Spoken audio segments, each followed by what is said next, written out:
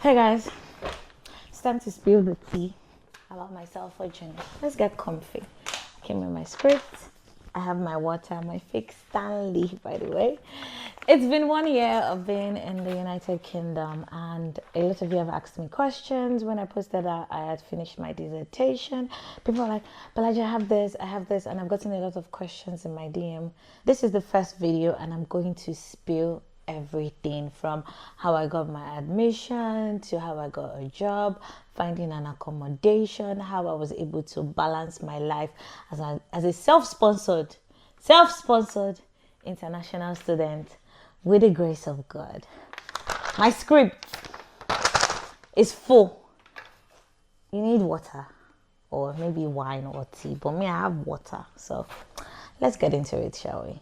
As you can see, I am very comfy, so make sure that you get comfy. I'm going to start with talking about my UK journey. A lot of people have asked me, how did I choose the right school? How did I choose the University of Salford? Was the University of Salford the best school for me to go into? Did I do my research and everything? First thing I'm going to tell you is a lot of things actually influenced me settling for the University of Salford. I had friends, three of my closest friends in uni, all of them guys, went to the University of Salford and graduated, and it was pretty easy for them when they actually first came in. So that was like the first thing. Second thing is my friend Yechi also went to the University of Salford around the same time. She was almost graduating when I got in. She was already writing her dissertation, or she was done with her dissertation, when I got in. That also influenced my decision.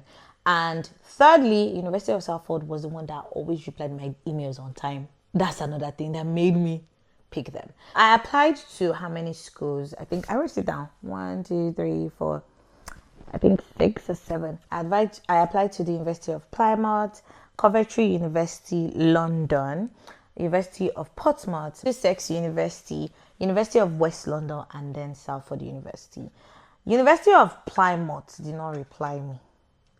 Maybe they will reply me tomorrow, but they never did. University of West London gave me admission, but they said I needed to pay £10,000. Their school fees was the cheapest, which was £10,000, and I needed to pay it at once.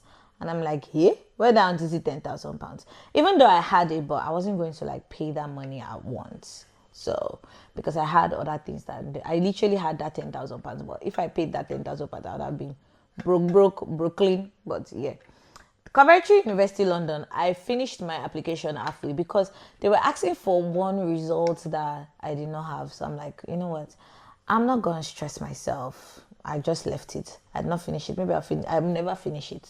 It's not like maybe I'll finish it another day.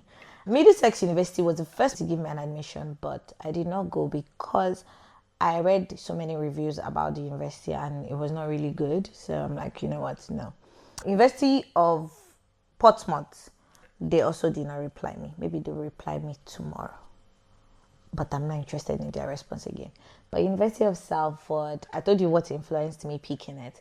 Also, they had my course. I got in almost immediately when I applied. When I sent in my application, it was a few days to my birthday, and after 2 days they told me, oh, I made the cut. And I can tell you, it was just good. It was like the best birthday gift because I was going through a rough patch in my life around that time. And when I got in, one thing that made me settle for Salford was the communication skills. Kudos to the communication team. They reply 2 to 3 working days. They are always very prompt to their reply and because I'm going to tell you guys about it. I've submitted CAS 4 times because of this exchange rate that was going up and never came down. I submitted CAS 4 good times, but at every single point of me submitting my CAS 4 times, the University of Salford was always communicating with me, letting me know, okay, my proof of fund did not reach the new exchange rate that I needed to add more money. It did not reach, add more money. It did not reach, add more money. At a point, I even thought, okay, after the 4th time, I'm like, okay, you know what, if the exchange rate goes up again, because my proof of funds went up from 8 million naira to 20 million naira in the space of days. I don't know why I did proof of fund to the last minute. Okay, yes, I know why. Some people told me they were going to do proof of fund for me and I was putting my trust in them. Another thing I'll tell you as an advice, don't put your trust in man, put your trust in God. Because men will disappoint you. They disappointed me. Oh, I don't put my trust in them. Oh. I use my money to do proof of funds. So I had to change, because I was earning in dollars. I had to change my dollars to naira. And when I was changing it back, I cried. Nobody was very willing to borrow money. You see that flight? I was supposed to buy my flight ticket early. I still seen the price around maybe 400k, 600. I said, I'll buy it. Tommy was telling us, buy it. I said, I'll buy it. I bought my flight for 1 point something million naira when it was time to leave. So that was like the application process. At every single point, Salford has all the answers to the questions on their website. See, any question that you think you have about the University of Salford is on their website. I promise you there's an answer. And I found my answers easily. And their communication process, anything that you did not find there, you will find it in, they will answer you in via email. And they sent us useful videos, helpful videos that helped answer most of the questions that they've done. Because they don't have time to be answering one. Not many applications that I get in a day. Now, let's talk about the payment terms. I paid my school fees. Like I said, I was working with CapCut around that time. I was in the CapCut Creators Academy for a year and a half. Yes, a year and a half. So I was earning in dollars. I was earning, in a good month, I was earning like $1,500 to $2,000. So it was very easy for me to convert to pounds. So if I was converting my $2,000 to pounds, I was going to be left with like 1.7 or 1.8, which was pretty good for me. So it was easy for me to pay my school fees until my school fees were remaining £2,000, and I did not have money again, and I lost my job, and I had to call that Bolaji. I said, Daddy, I'm still your daughter. So my dad helped me to complete my remaining school fees. One thing I love about the University of Salford is the payment terms. They split your remaining money after you resume. So after you resume, you're given the option to, if you want to pay like in full, or you want to pay more of your school fees, which I made a mistake. I should have paid more of my school fees, so that when they splitted it, because they split it into 7 parts.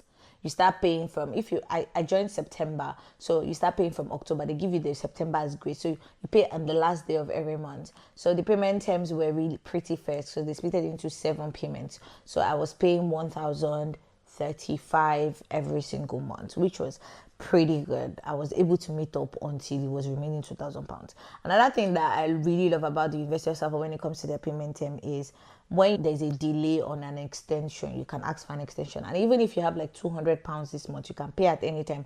Just log into your database and you pay the £200 until like you finish. If you make like £200 in a week and you want to just pay that off your school fees, you log into your school fees dashboard and you just pay that. And that was pretty what helped me.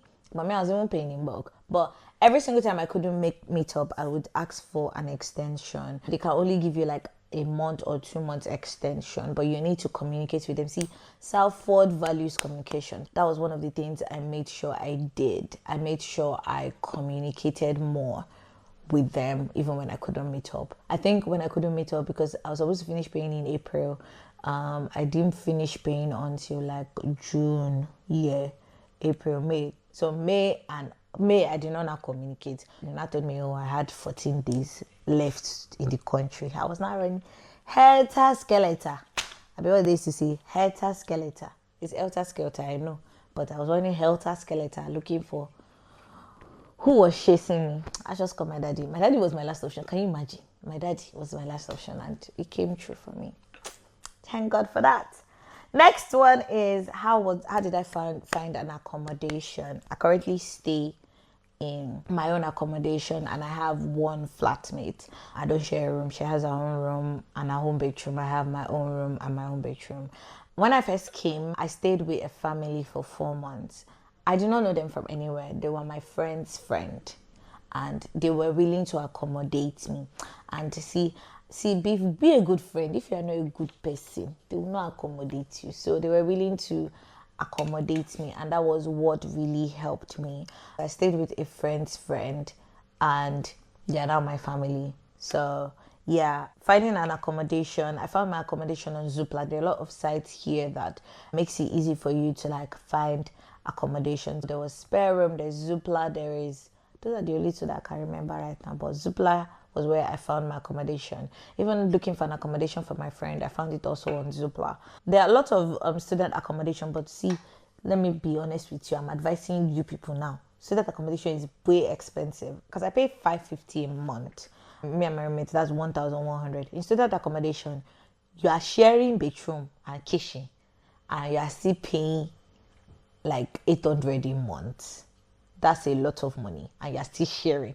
But here you have it. So I would say, I would advise you, if it's possible, to look for accommodation, look for a roommate that you can stay with. That's the best way to go. I promise you, peace of mind. And if you can live a shared apartment, it's fine for you. Shared apartment that is en suite. One thing I can't compromise on is sharing bedroom. I just cannot compromise on it. I'm sharing my kitchen with my roommate. My roommate is, I love her a lot. She's a very, I used to say that she's a stupid girl, but she's my stupid girl, and I love her a lot. So yeah, if you see me and my roommate, I think we deserve a YouTube channel. Maybe one of these days I'll bring her on. We'll do the roommate tag. So let's talk about finding a job. One thing I also love about the University of Salford is most of the jobs a lot of myself and my friends got, we got it from school. Let me get more comfy because my leg don't pay me with this way I'm sitting. And let me drink water first before I continue. Make sure you drink water too and mind your business. Now let's talk about finding a job.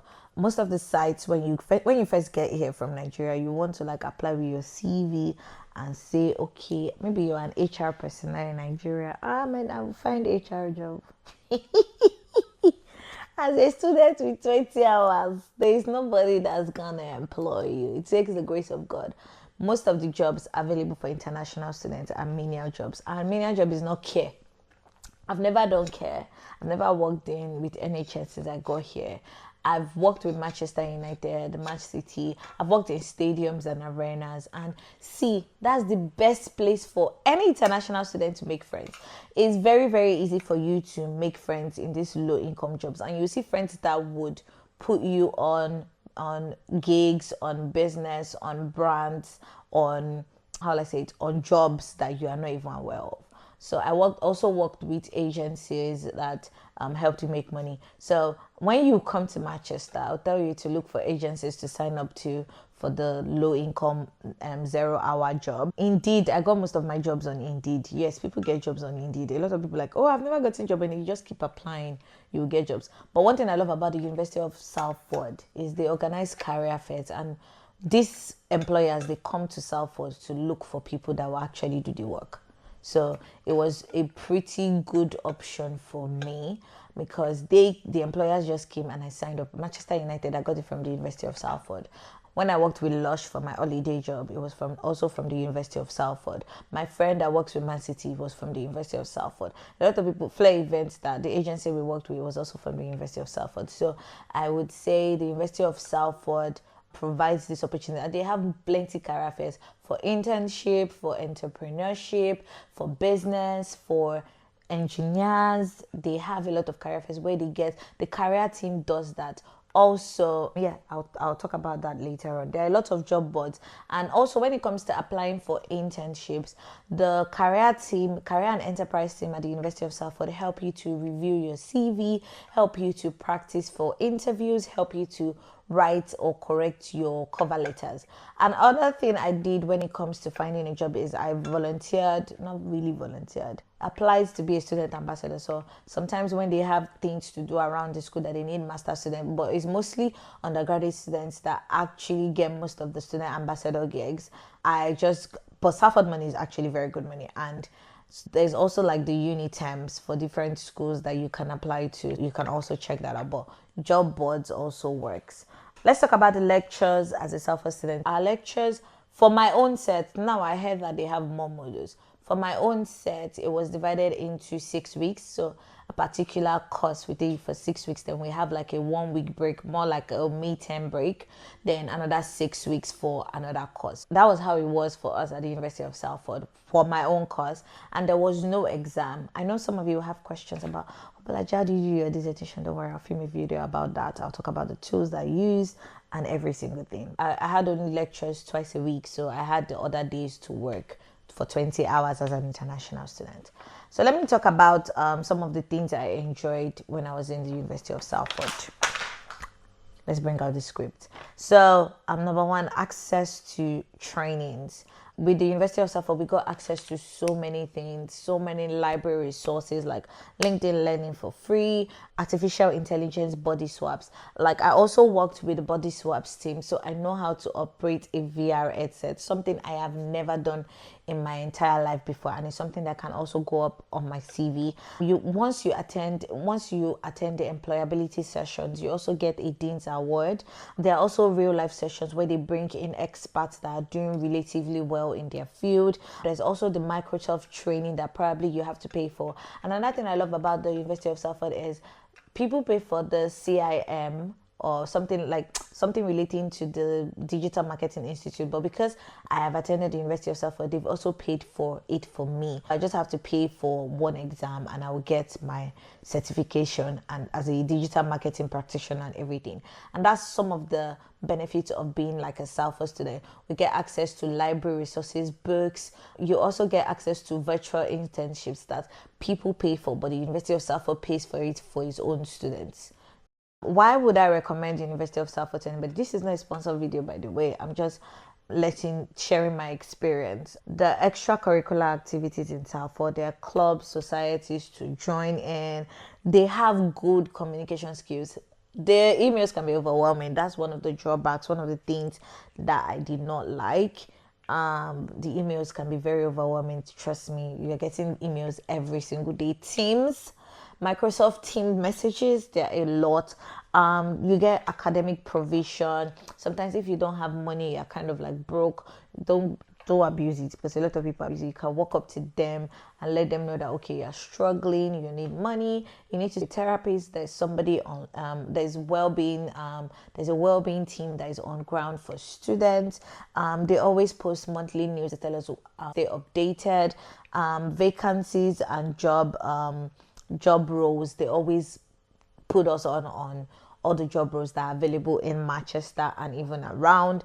Yeah, basically those are the things I would recommend, and plus the additional fact of Salford is kind of cheap when it comes to school fees wise, and their school fees payment terms is very lenient compared to some schools, especially in Manchester.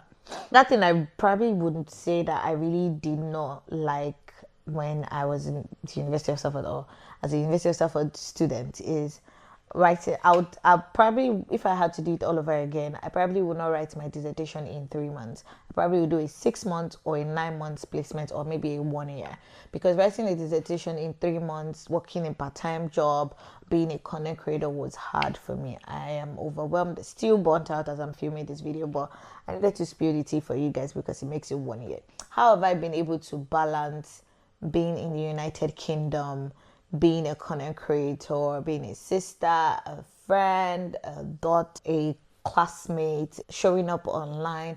I'll tell you one thing that really helped me is I'm very disciplined. I know that I wanted to film today, even if I wasn't feeling up to it, but I still wrote my script and said I'm going to show up and film.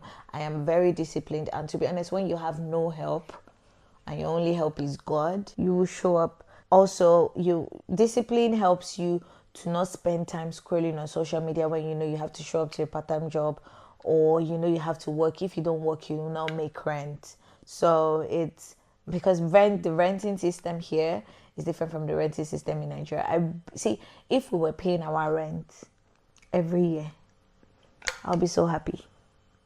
Like if they had like a yearly system and it wasn't as pricey as it is, I would be so happy. So there's so many. I've done a culture shock video, and I feel like I'm going to put it in the description of this video. But in the past 1 year, I feel like I having a support system, especially in church, the family I stayed with was a very good landing ground for me. My friends were always there to cheer me on, whether it's virtually, whether it's physically. My friends were always there, and I was never actually alone. Yeah, I had a very good emotional support and a very involved community. There were people in my DMs that were willing to help me. At the point when I was looking for money, I needed money to like meet up school fees. 1 month like that, when I just lost my job, I just called somebody. The person sent me like £500. There was another person that dashed me like £200. There's another person that dashed me like £25. The £25, £35, everything was actually making sense to like become a whole lot of money. So having that also helped me figure things out, and making friends at my low income jobs helped me stay on top. Let me spill the tea about me rejecting internships. So I rejected 2 internships. One was the virtual internship provided by the University of Salford. The second one was one that was posted by the University of Salford, but it was paid. The first one I rejected was because even after they said they wanted me, they just wanted me to sign the form. I even signed the form. I said, well, it wasn't paid. Even if I was going to use it for my dissertation, I don't think I'm going to learn, because it was virtual internship and the company was located in Nigeria. That was one of my drawbacks. Like, okay, why is this company located in Nigeria? And they were not going to pay me, and they needed my time and everything. I'm like, you know what? I know they do. So I did not take that job. The second one that was paid, that was also in the United Kingdom. Why I did not take it was, even after the 3 stages of interview, the owner of the company, who I was the one interfacing with, did not have an HR person. He was still not convinced after 3 stages of interviews and showing all the proof and everything. And even if he said, okay, yes, you have it, but it was still not convinced. And I'm like, I'm not going to have the mental capacity to be convincing you every single time when it comes to, like, how do I say it, digital marketing. I don't want to do that. And I'm coming in as an intern. I've only worked as a 9-to-5er for 6 months. So I've been doing a lot of this digital marketing, social media management, social media influencing as a freelancer. So it's not really easy for me to, it's not going to be easy for me to like switch back into a 9-to-5 if there's not a level ground to onboard me on. So I just like, you know what, I'm not going to do this. The person even sent me a video. I was like, oh, I need you to do this and everything. I'm like, I'm not convinced. So I just let it go. See, sometimes when you get the job, you be like, nah, it's not for me. Like, I just knew that, you know what, let's let it go. Forget, it was going to be a job that after the 3 months internship, it probably will be a full-time role. But I'm like, I don't want a job that will stress me. I'm already stressed as it is. I don't want a job that will stress me. So I'm still looking I've not started applying, but I will start applying. I'll take you guys on the process with me. But yeah, I've spilled the tea about being a University of Salford student, my international management journey so far. International student journey so far. It's been 52 weeks. Maybe 52 weeks of God's faithfulness, God's goodness. I can't believe I have a master's degree. Let's give it up for God. But in the next video, I'm going to be answering frequently asked questions about that a lot of you have asked me. Is it frequently asked questions or questions that you guys have asked me about being an international student, being in the University of Salford? I think I compiled like 18 questions, or is it 17? Don't worry, we'll find out in the next video. But if you found this helpful, or if you have any other additional question, you can drop it in the comment section. Don't forget to subscribe. Yeah, get me to 10k subscribers. Don't forget to subscribe. Don't forget to like this video. Don't forget to tell me I look good and I'm glowing, because my skin is glowing. And I'll see you guys in the next video. Bye.